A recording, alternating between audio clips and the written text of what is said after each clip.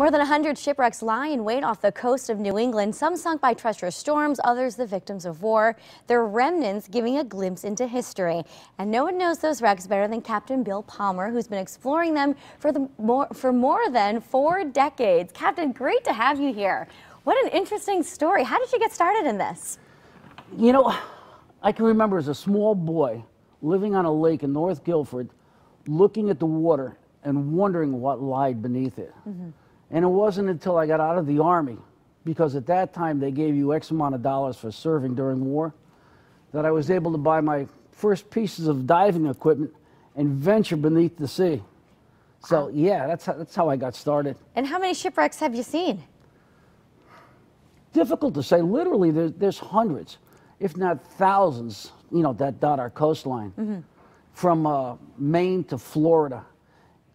What one has to do is decide what you want to look for and then go out, do the necessary research, and then dive them. Sure, and you've published several books, but your most recent one is The Battle of the Atlantic, the sinking of the U-853. Exactly. Tell me about that. You know, it's something I wanted to do for like 30+ years because it's a very, very unique story. Few people realize that German submarines in World War II roamed up and down our coast virtually at the start of the war, when we entered, which was 42, unscathed. And they sank ships within sight of shore. I mean, you know, children would be at school playing in the, you know, the yards, cars would be driving by, and there was one heck of a battle raging. And unlike any other battle, again, in my opinion, this is a battle that had to be won. The Battle of the Atlantic, because we supplied virtually the world during World War II. So I want to talk about your dive when you actually went onto the submarine. Some tight quarters you had to get through. Right? Yes. You know, it evolves around experience. And if you have the experience, you know, you just don't go out and do it. Right.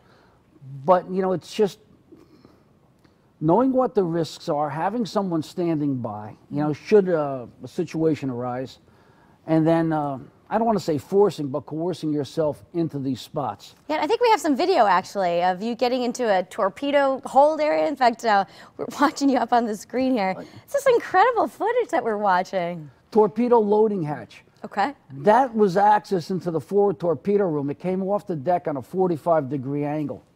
Now, you have to understand, that was covered by wooden decking, which is long since rotted away.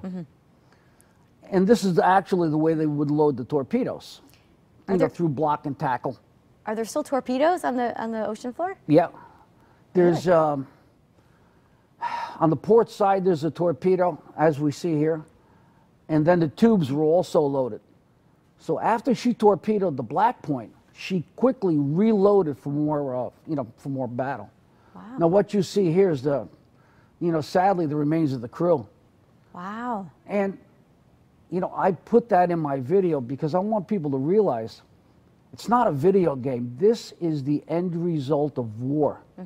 And, you know, I'm in my 60s now, but at the time, these are children. These are our children. Well, you're tracing history back. We're trying to learn exactly what happened. And what's great, Captain, is that you brought some items back up with you. Tell me what we have here. Sure.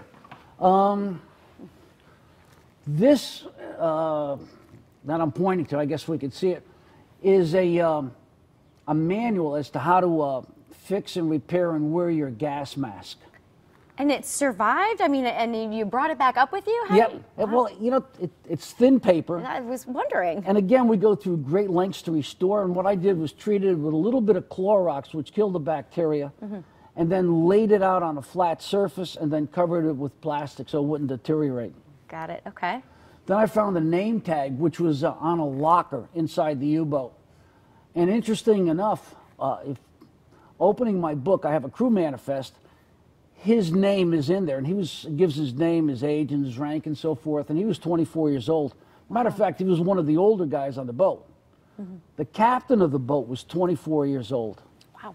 And he was 6 foot 10 inches tall. So can you imagine trying to negotiate the passages, you know, at his height? Pretty tricky. Yeah. And you know what? A friend of mine once said to me, at 24 years old, if your son came up to you and wanted to borrow your Corvette, your performance car, would you let him take it for the evening? Probably not.